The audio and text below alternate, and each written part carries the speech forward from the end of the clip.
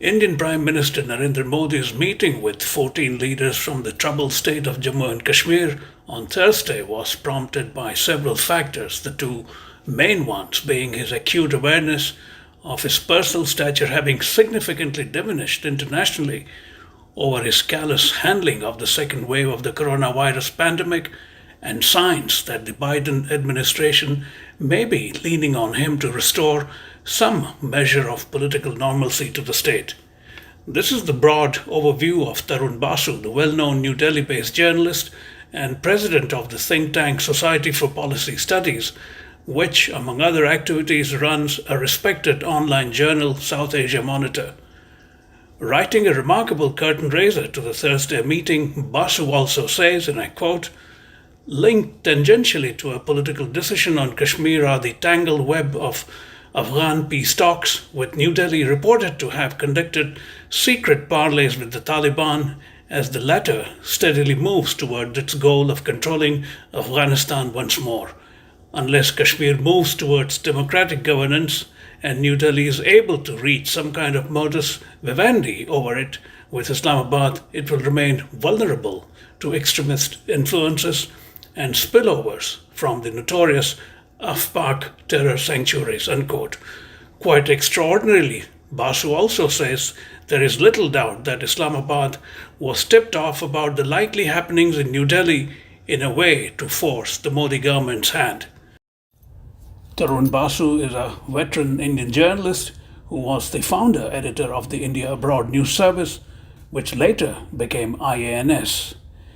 IANS, under his leadership, became India's most respected newswire. Basu is currently the president of Society for Policy Studies, a New Delhi based think tank which, among other things, runs the South Asia Monitor, an online journal focused on South Asia. Mayank Chhaya reports spoke to Tarun Basu, who offered a broad South Asian diplomatic perspective on the Prime Minister's meeting with Kashmir leaders. Tarun, welcome to Mayank Chhaya Report. It's a pleasure to have you on. First, give me a broad stroke impression of the meeting that took place between the Prime Minister and the 14 Jammu and Kashmir leaders. Mayank, first, thank you for having me on the show. I believe this is quite a popular show. Yesterday's meeting at the Prime Minister's residence at 7 Lok Kalyan Marg, which took place between the Prime Minister and 14 other political leaders from Jammu and Kashmir, was the first political meeting that the Prime Minister was having with Kashmir's leaders in 22 months. So that itself was very, very significant, And, the August 5, 2019 decision scrapping the special status of the Jammu and Kashmir through abrogation of the Article 370 and 35A were in a way watershed moments in the then state's history. And that state has had many such watershed moments. So, but even the decision to have this meeting had really taken a lot of people by surprise. I mean, nobody expected it, and about a week before, or 3 or 4 days before the meeting, there were some reports that there's going to be such a meeting, which was planted. But before that, nobody had an inkling that there was going to be such a meeting. But what is curious about this whole thing, Pakistan seems to have had some inkling, and at least, 15, 16 days before that meeting, Pakistan started sending out their foreign office, their foreign minister, etc., series of statements, maybe 3 or 4 statements leading up to the meeting, where they said that India was going to bifurcate, divide, and change the whole structure of the state again. I'll tell you, they talked about division, bifurcation, and demographic changes. And they said they've already, further illegal occupation of Kashmir must be stopped. Then the foreign minister of Pakistan, Shah Mahmood Qureshi, he even wrote to the UNSC, the UN Security Council, telling them or red flagging to them that, look, such a thing, we have got wind of it, would have happened, an appeal to world parliaments, the UN, international media, human rights organizations, and whoever else they could appeal to stop India from doing what they call further illegal and unilateral measures.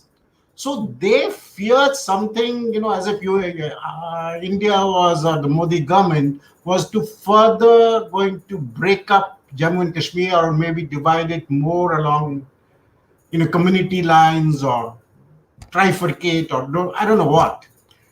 But nothing like that happened. And, where Pakistan must be pretty disappointed because, and then, there was no great declaration. There is no joint statement. There's no major pronouncement. Modi didn't have a press conference. He never does.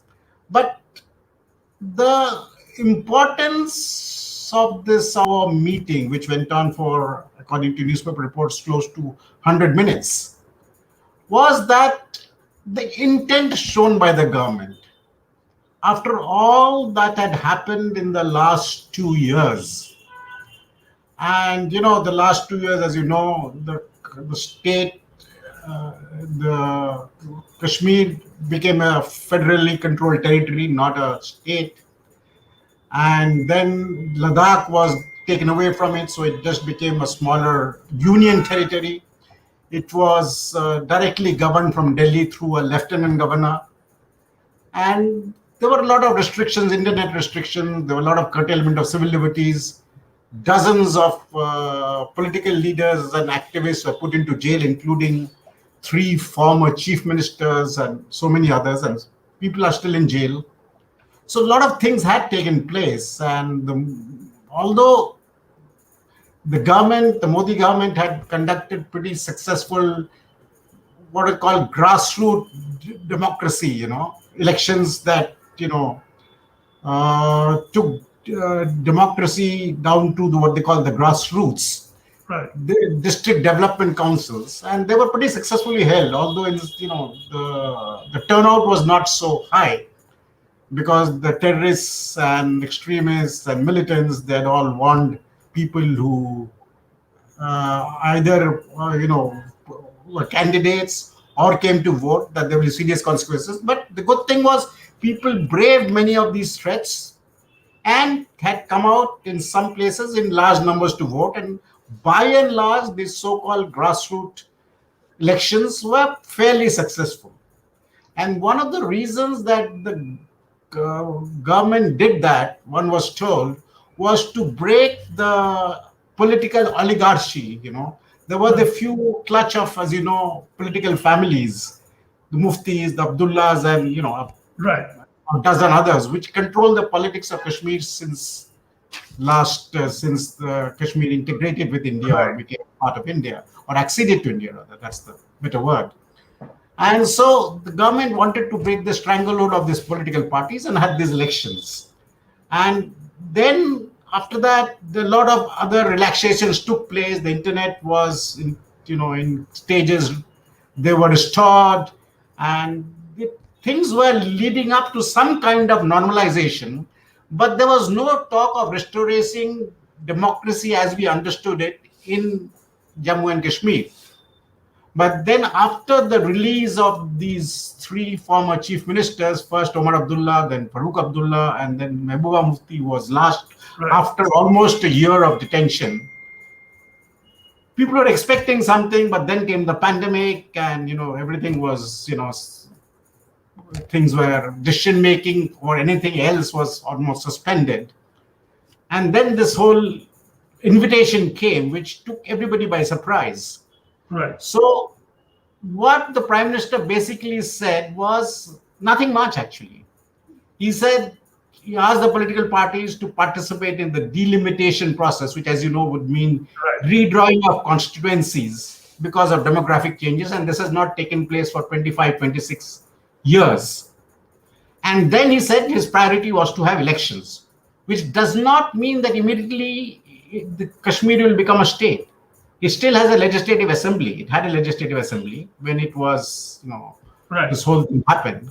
So the idea is to have a first have election and then possibly, have a roadmap towards restoring the statehood and, well, anything Right, else that goes with it. So right. that's where things stand after yesterday's meeting. So Okay, there, what I want to stress is there's no great declaration, joint statement, announcement, nothing like that. right. Just says the Home Minister and the Prime Minister just said they had a good meeting, and both sides said that the meeting was very cordial, and the Prime Minister gave a very patient hearing to everybody, and they were very happy about it. And then that, the democracy, restoration of democracy in a phased manner will happen. That's all that Yeah. came out Yeah, officially. that's an excellent segue for me to your rather remarkable piece on South Asia Monitor, where you had a sort of a curtain raiser on the meeting.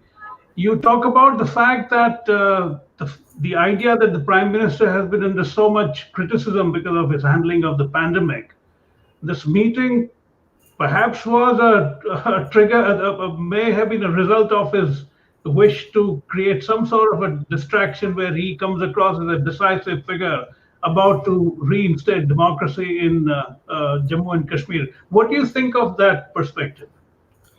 Well, I would imagine, as a kind of an analyst of this political situation here, that there were a lot of political and diplomatic forces at work and the changing circumstances of the region that contributed to this, announcement about the meeting and the possible outcome of this meeting.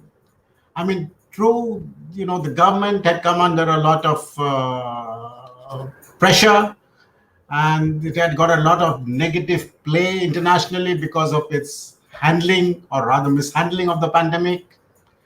And it got very bad international media and international attention, negative media, international attention, and it showed the government and the country in a pretty poor light. So there was, and before that, all that happened, Modi could do nothing wrong, and he was above reproach. But this kind of really was a big blot on his 7 years of governance. And there was a lot of talk that and speculation that he's under a lot of pressure to make some positive announcements, Right.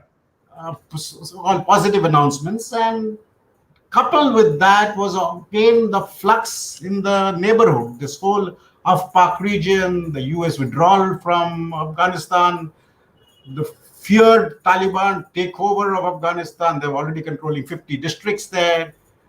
Today, they're meeting, the Afghan leaders are meeting President Joe Biden at the White House. US talking to Pakistan because Pakistan is a key interlocutor, and US needs Pakistan support to be able to completely withdraw from Afghanistan, number one, and at the same time to keep a watch on Afghanistan in the future. And they need some kind of a platform or a base or a watchtower from there. So I mean, everybody is making their moves at the moment here, and I can imagine Pakistan, which is a key player in Afghanistan, in whatever dialogues that are happening for the future of Afghanistan, is trying to extract its pound of flesh, if I may put it that way, to be able to derive the maximum benefits from whatever role either the US or the EU or other Western countries or even China wants Pakistan to play there. And Hmm. Pakistan knows, in one way, Pakistan was the creator of the Taliban. But Taliban is now a Frankenstein which has gone completely out of control. And Pakistan is very afraid of that. So, Pakistan obviously, it also wants to change its bilateral dynamics with the US. All this time, the whole accent on the relationship was geopolitics. Now, suddenly, we hear from Pakistani leaders, Prime Minister, Foreign Minister, even the Army Chief, that the accent now will be on geoeconomics. So, it wants a Hmm. different kind of relationship with the US. And I'm sure that in terms of the US wanting something from Pakistan, Pakistan, in terms of a kind of a transactional situation, Right. or they might be working, okay, we'll give you this, and so we would like some give on Kashmir. Yeah. So even the ceasefire that came into effect in February, which was in a way brought about by UAE, but I think US had a From remote it, yeah. role to play in that. All this part of this larger chessboard, that the great game that is again the Right. new great game that is going on in this region, and I would say Kashmir is part of that. It's fascinating you mentioned that because that does not portend well for India if the US or the Biden administration is going to lean on the Modi government to somehow settle down Kashmir. It's not something that ideologically, politically, culturally that Modi would like to do. Well, Modi also would, he's also completed 7 years. There were 3 more years left. And all prime ministers, as you know, would like to, have a legacy, and a kind of a positive legacy at that. And, Kashmir has been a millstone around every leader's neck. And how much progress in that way you can make, because, previous prime ministers who tried to make quick progress on Kashmir in terms of having a kind of a modus vivendi or even a rapprochement with Pakistan have had a bad experience. Right. So even Modi tried to do something and have a patch up with Pakistan, but he also had a bad experience. So I'm sure he's going to take slow but measured steps. But there have been positive vibes also from Pakistan in the last few months. So let's see how all these forces and moves, how Right. they fall out in the pan out in the coming weeks and months. It will be very interesting region to watch, South Asia. Right. In the specific context of Article 370, it's my sense, sitting afar and as well as having covered Kashmir for a long time, that now it's a fait accompli. There is no going back on it. Modi is not going to even mildly dilute that part. Even the Kashmiri leaders have resigned to that fact because they also want to get back to power. What is your sense of Article 370's abrogation? Is it written in stone now? Yeah, I don't think there is anything going back on that, because Okay. the revocation of Article 370 and integrating Jammu and Kashmir into India is part of the BJP's ideology and even the previous Jansang from decades, and only Modi had the courage, so to say, in Yeah. going ahead and doing it, which previous prime ministers were unable to do from the BJP's perspective. So I don't think there's going to be any dilution or even turning back the clock on this revocation. Right. That is, I don't think, not on the table. Although Mehbooba Mufti and I think Farooq Abdullah have also talked about that, and that is more for their constituency back home, playing to the gallery that their only agenda is revocation of 370. But that I don't think is on the table at all, and that's not going to happen. Again, this question you and I have talked about for quite some time, and you also reported significantly in the 90s about the idea of converting the LOC, the line of control, into an actual international border now. Do you think with Kashmir settling down into post 370, that could again become a possibility, or do you think BJP will feel compelled to harp on its idea of the entire Kashmir being part of India? See, that is a far-fetched idea at the moment. I know it was one time being talked about 25, 30 years ago, but that's a very, very far-fetched idea. It's almost a fantasy now. And I mean, there are several steps that could foreseeably happen in the near future and over months if things go according to plan. Because again, for every positive step in terms of towards normalization, there always have been two steps back, in the sense there always have been disruptors who have tried to derail that normalization process. There are forces in Pakistan and maybe possible in extremist forces in India which do not want normalization. So, if the delimitation happens as the government wants, because when the delimitation commission was meeting in the last few months, sections of the political parties in Jammu and Kashmir, including National, did not take part in the Right. proceedings of the delimitation commission. But maybe now, after the meeting of the prime minister, they will be part of the delimitation commission.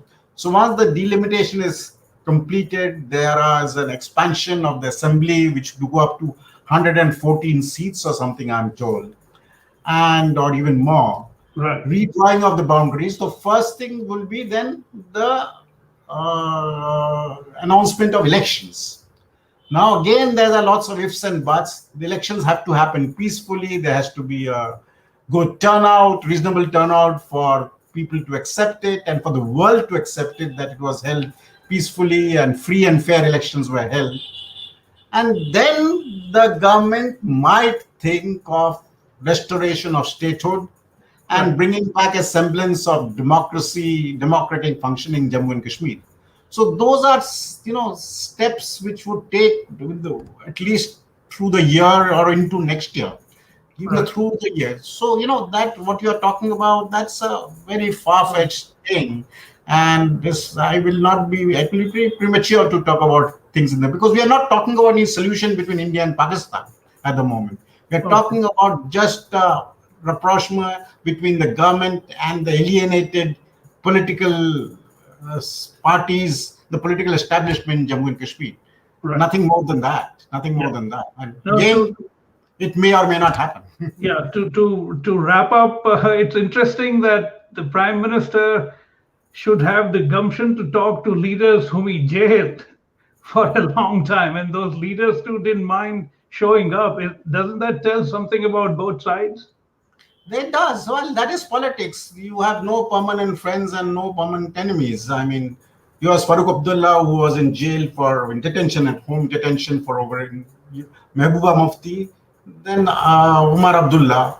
They all came and they all participated, and whatever their private feelings, they all spoke positively Yeah. to television, to media about the meeting, and everybody said that it was very cordial.